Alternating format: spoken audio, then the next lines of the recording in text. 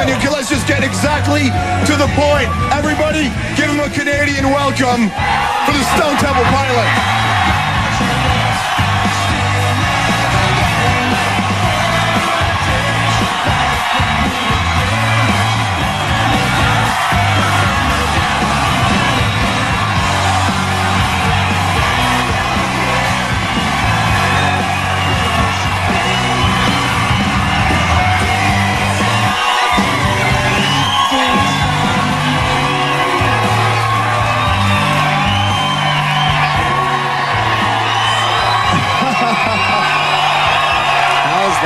Wow. And the Stone Temple Pilots, right here at Muchmusic. Gentlemen, how y'all doing today? Very great. Energy is such a key part to anything in life. It really helps a rock and roll band. What do you think of the energy today? Do you always have this type of effect on the crowd? Yeah. It seems that half of the entire city is here. Perhaps there's a little intense excitement. You're too kind.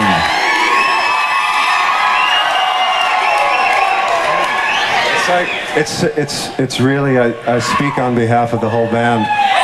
It's such an honor and a pleasure to come up to Toronto because everyone's so amazing.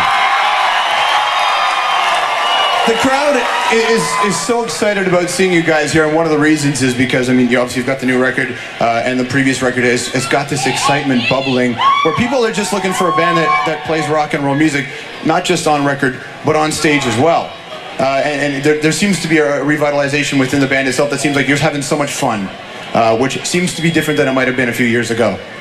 Well, we commit to bodily harm when we're on stage, and we want to give people every ounce of our everything.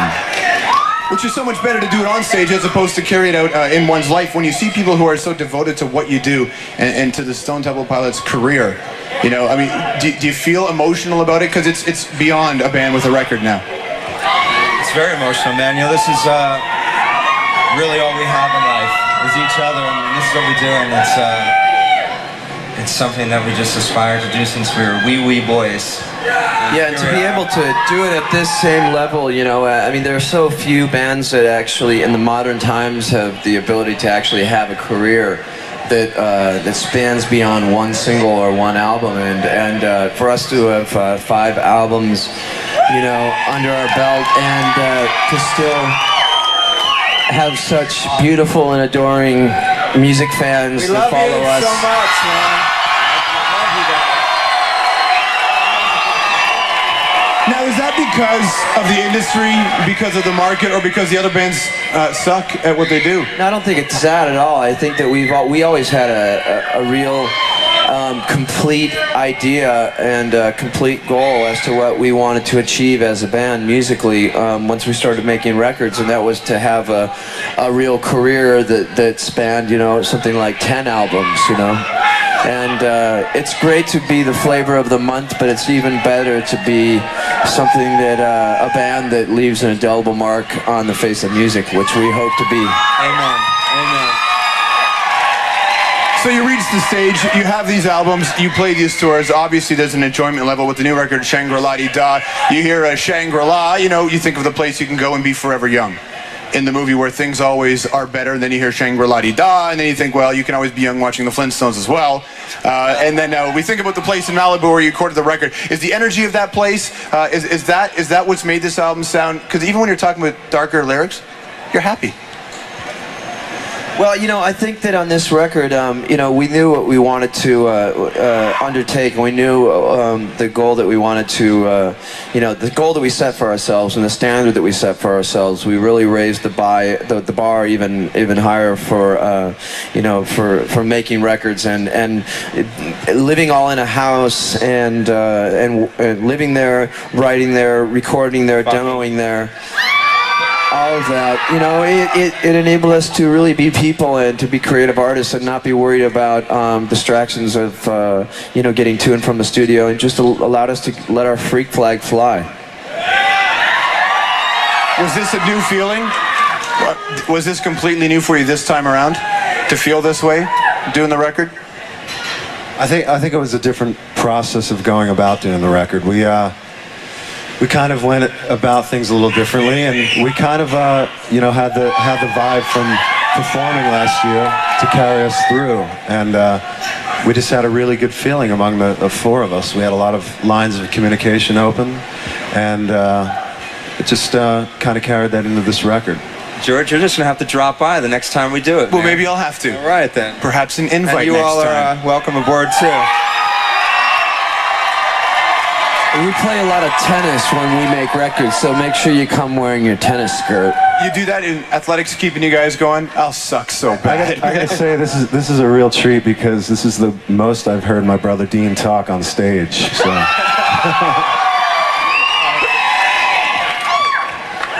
Doing this record this way, when you went on the road from the last album, you talked about getting that feeling from going on the road. When we spoke before the tour happened, there was this feeling like, I don't know how people are going to react.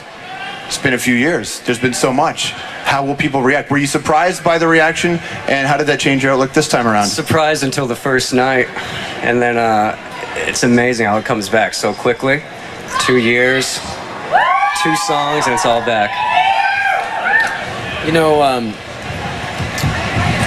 when we took time off from each other, we you know, these guys toured with Talk Show, and I did some touring with the 12 Bar Blues record, and I think that we really, during that process, realized that there was something missing, you know, and there's this energy that's created between the four of us when we're on stage that gets shared, gets thrown to the audience, and then bounces back to us and is like shared like a big cosmic orgy.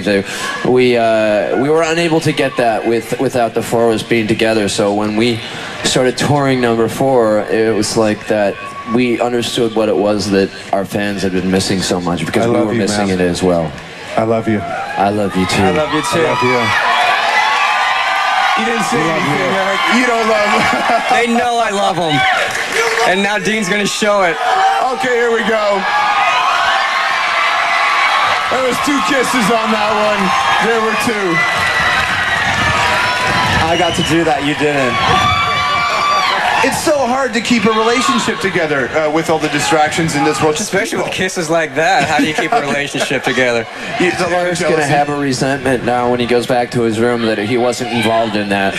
I want to kiss the guitarist. It's so hard to keep this together. Doesn't everyone want to kiss the guitarist, though? Probably. I don't know. Have you ever kissed your brother? Yes, for a long time now. Yeah. Then it turns into a David Cronenberg film, and We no have one. the same mother, so it's okay. Yeah, I guess that would be all right. I mean, obviously, you took your time off from each other, like you said. Getting back, did you ever have the fear that maybe that was a moment in time that couldn't be repeated? Well, I think there's always that fear, you know. But you know,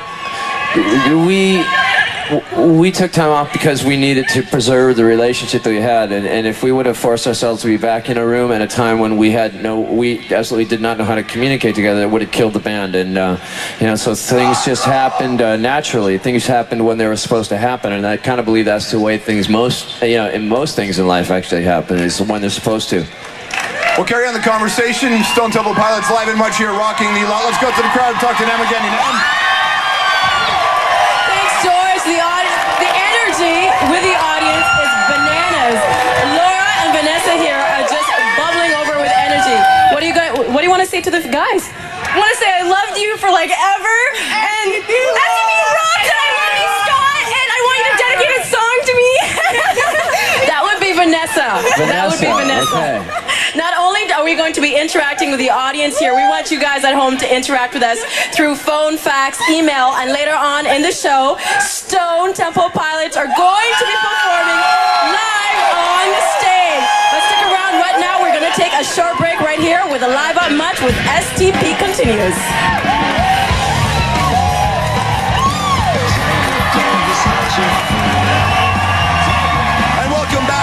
To the Live at Much with the Stone Temple Pilots as they rocked out here.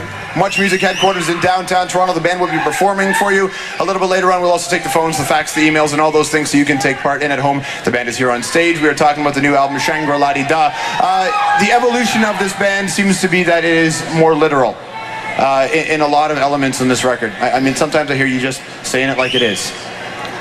Well, I think that's the case, you know, musically and lyrically, really. I think one thing you got with a little bit more experience is a little bit more insight to what's really going on inside you, and rather than try to disguise those thoughts, you know, with metaphors, sometimes the best way to say it is just to say it. And a lot of times with bands, especially when they break, they're young and they just don't have the life experience yet, and they're not equipped to handle the bizarre world that you get placed in. I mean, it's almost unfortunate that they're pushing bands out at a certain age without the proper training. George, there's nothing bizarre about it. It's just full of pussy and drugs, man. And that's a great initial... What's wrong with that, right? And it used to be that only half of it could kill you, and now all of it can. Yeah, on a there given you day. go. But how do you keep yourselves together eventually? Yes, it does, doesn't it? Words of wisdom from the crowd here. Guess what he says rules. Guess. That's good. You know, I watch how bands evolve, and you watch people keep themselves together. Have you got? I mean, I'm sure you've been asked for advice, you know, to give to somebody. Can you give a word of advice to somebody? Do you have to say, screw it up on your own, and then come back? I don't know. I mean, I don't really think we're in the place to give anybody advice. I mean, I think Scott, you're going to give advice. I think that, you know, what we've done as a band, you know, going from where we started, having all the success we've had, and then having the problems that we've had, and now to the place where we're at today, I think that kind of shows that people can really, you know, do anything that they put their minds to, really, and that on its own, I think by example is enough. We don't really need to tell people what to do. When the band was going through tough times, when you were falling apart as a band and as people, as individuals, was there anything positive in that moment? Not in that moment, but let's look at the moment right now. This moment right now. Did you ever think that this moment would be one achieved again? I told you that the last time I saw you, man. Yeah. And it was one of those things where you just kind of look and go, wow. It happened. Survival is such an arbitrary thing, and it happens when it happens, and then you sit back and you look at the crowd, and then when you're on stage, you're in this moment. There's this moment of love, and when you're with your band, there's this moment of love and with your family. But at night, when you go home and perhaps the person you're in bed with is already asleep and you can't sleep, is it always that feeling up here? No, I mean, you know, we're human beings just like everybody in the audience is human beings, you know, and you know, there's daily struggles that we go through as people, you know, as human beings, as young men, you know, and there's the same kind of things everybody else does. So it's how you negotiate your way through those problems, you know, that's sort of what counts. And there's this perception that because you're in a position you're in, you shouldn't have any problems. You know, people just say, "Oh, I don't feel sorry for those guys." Lies, all lies. Yeah, I mean, I don't. It doesn't matter whether you lay down drum tracks or whether you lay mortar. You know, we're all people living a human experience, so we're all affected by the same things. I'm actually quite surprised that AJ from the Backstreet Boys got problems. Yeah, I know. I can't figure that out. We'll talk about that in a bit as it relates to the bigger picture. What we've got is the Stone Temple Pilots here. A lot of people want to get in on this conversation. We set cameras up all across the country. It's called Speaker's Corner on the Road. Let's go right to the west coast of Vancouver. A question for the Stone Temple Pilots.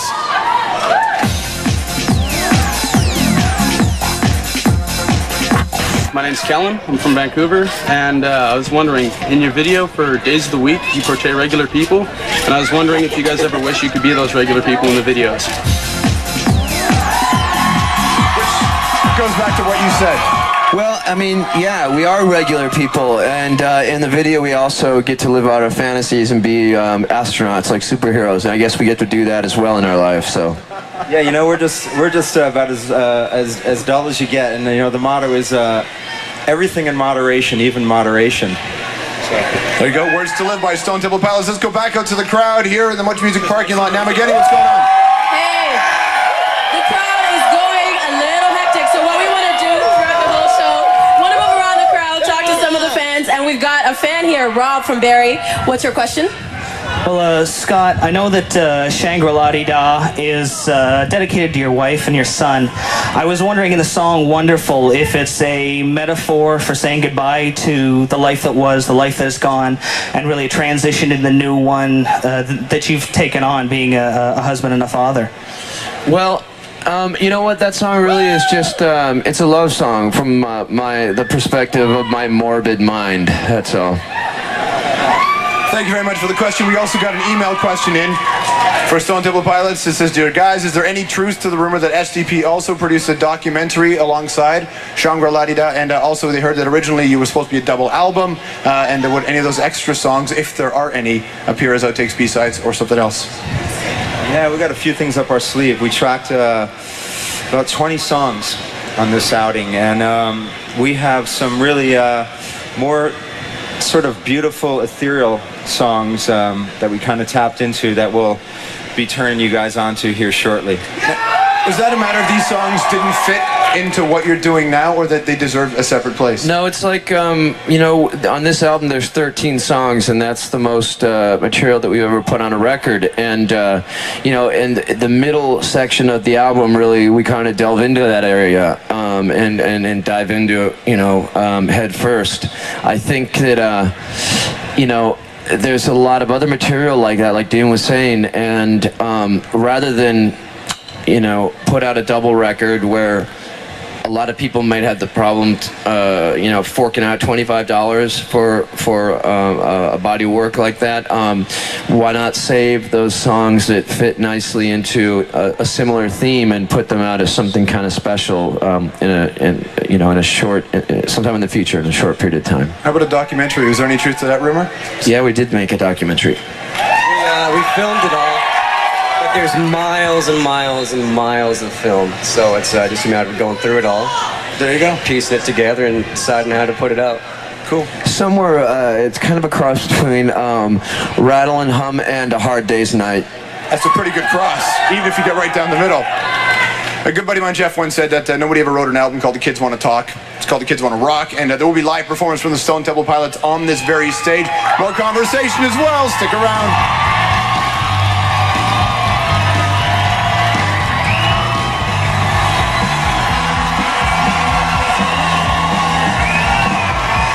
Here in the Muchmusic headquarters in downtown Toronto, I'm George Stroumboulopoulos along with Stone Temple Pilots. New album is called Shangri-La.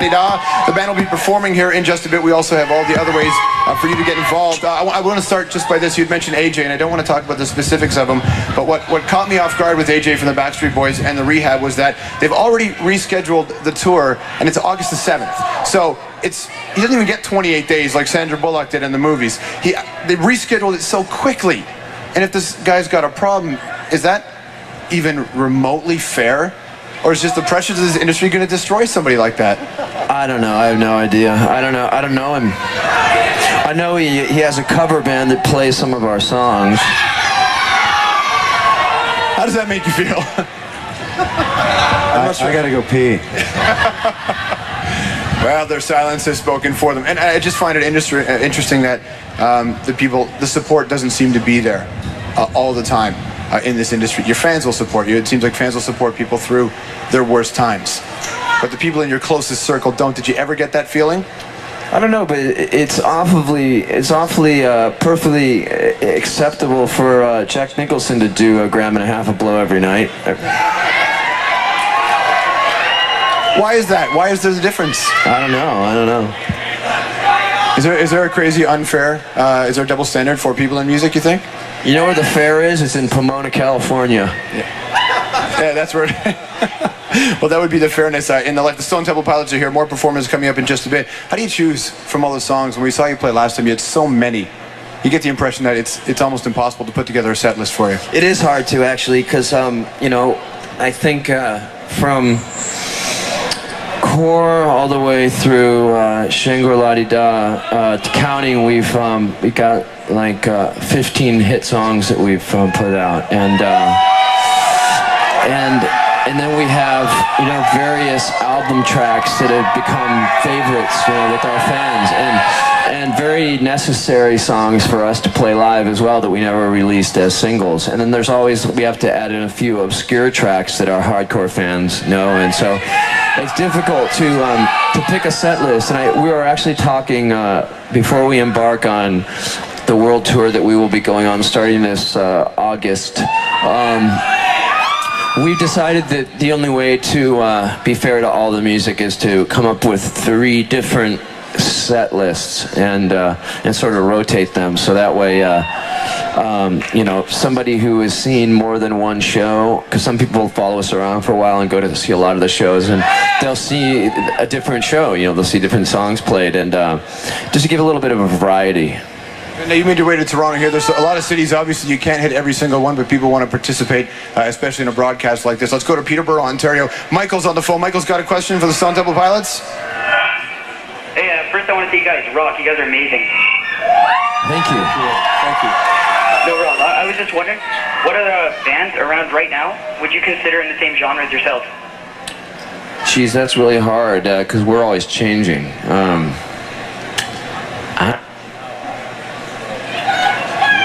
You got other bands that... I don't know if there are any. I mean, I don't know, who would you... There's nobody that can touch us, man. Thank you very much for your call, Michael. Let's head out to the crowd now and talk to Namageni. Namageni, what's going on? Hey, I'm here with the audience. You guys enjoying yourselves? Audience is very loud. I'm here with a young lady. Her name is Kate, and she's from Toronto. What's your question? Before I say my question, I promised my friend Shelly Hamilton that if I got to talk to them, I'd cite her as your absolute best friend. She went into labor at one of your shows. She loves you to death. You went through labor. Is that a Exactly. What's your question? My question is, which of your songs that any of you guys have written best parallels your own life experiences, and why and how? Man, that's a real hard question, because I think, you know, 5 albums deep, there's a lot of songs that you know, are very representative to our lives during that period of time, you know, and you know, I mean, every song on this new record is probably the most current, because it's like what we've been experiencing as people and as artists, so that's what we wrote about, you know, and but every song really, except for the ones that are you know, stories written about other people, really, every song from all our albums, they speak of what we were going through at that period of time, so they're all very real.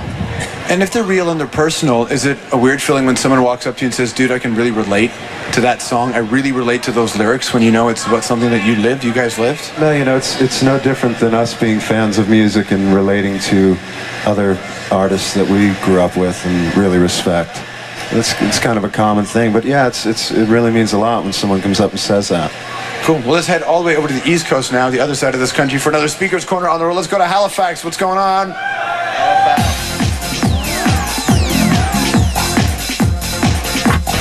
Hi, I'm Adam.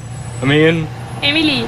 And we're from Halifax, and we were just wondering, you guys have talked about the future of STP a number of times. How do you feel about the future of the band now?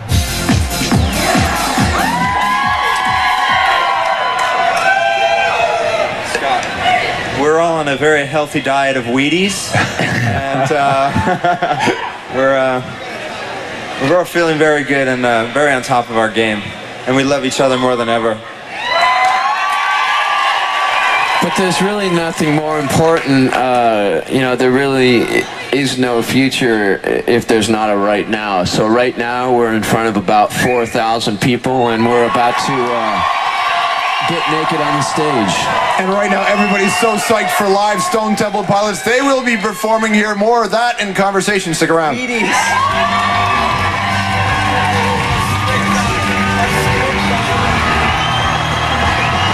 you can hear, thousands of people losing their mind live at Much as they rock the line. It's the Stone Temple Pilots.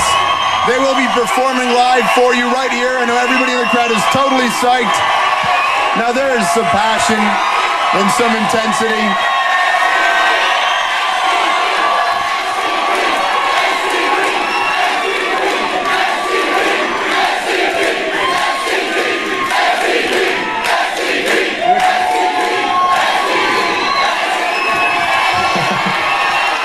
the Cossack dance. Crowds, some of the bands that you were fans of, that you were in the crowd screaming like this. You know, do you remember some of the bands that where you first said, all right, you know what, screw this, I'm doing this job from now on? Yeah, you know, my sister took me to see Give Me Shelter on the big screen when I was really young. And, you know, it was just the shape of a guitar, the taste of pussy, the feeling of drugs. And I said, I want to be all about that, man. This is what I want to do. And so linked together, isn't it, really? Yeah. I assume that's the same across the board, right? Yeah, I was thinking the first concert I went to, I was 10. I saw Peter Frampton, Santana, Leonard Skinner. It was like monsters of rock. It was amazing. I remember going to see Kiss, and when I was 12, and we were late for the concert, and Dean actually stuffed all the speed down my pocket because I was a little kid, and the cops wouldn't check me out. So I was the gopher. See, well, a key job. A mule. The mule. That's yeah. right. The key job in rock and roll. The sex, drugs, and rock and roll are so linked together. Obviously, you're pulling it off now with 2/3, you know, of that. There's still plenty of drug taking in this band. You just have to look elsewhere. So the Chemical Olympics are not in fact over then, is what I doubt that. It's the auxiliary events right now. That's what you're doing? You're just warming up for the next one. So Stone Temple Pilots are here. You're going to be performing. You're a band that itches to play live, obviously. And you can see that when you watch you now. That would be the itch. The Actually, noise. I wanted to say we're of course we're joking because I know that all the wonderful policemen that are here are all STP fans, and we are all law-abiding citizens these days. I promise you. So take good care of us while we're here. Lay off cops, I imagine, is what you're saying. You were saying that this is the longest you've been on stage without, you know, your instrument on. Yeah, I feel kind of naked without my instrument. You know, being in rock and roll is so much more than playing music to a lot of other people because it is about what you say. Can you ever, you know, take this part of the job, this part of your life, and sort of fully realize it? Or will it always be a little bit further away? This is a bit vulnerable. It's a little scary, especially being right here on stage. This is kind of where I feel like I should be doing what we do. So yeah, it's a little different up here doing this. Is it starting to rain? Has it yet? I think we need to rock. There will be some rocking coming up, I guess, in moments after we take this break. We'll still have another question coming up from the crowd.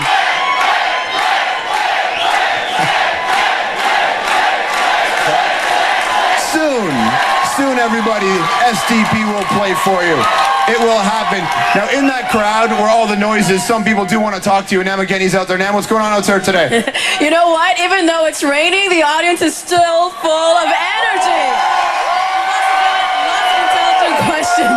We've got Marco here from Guelph. What's your question? Hi, I'd like to say hi to the Stone Temple Pilots. You guys are doing a great job so far. I'd like to say hi to all the guys in Guelph that wanted to be here, but they're not.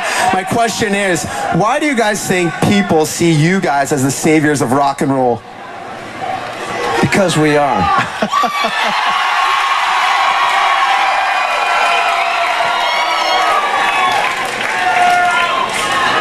Do you view yourself as that band? What's that?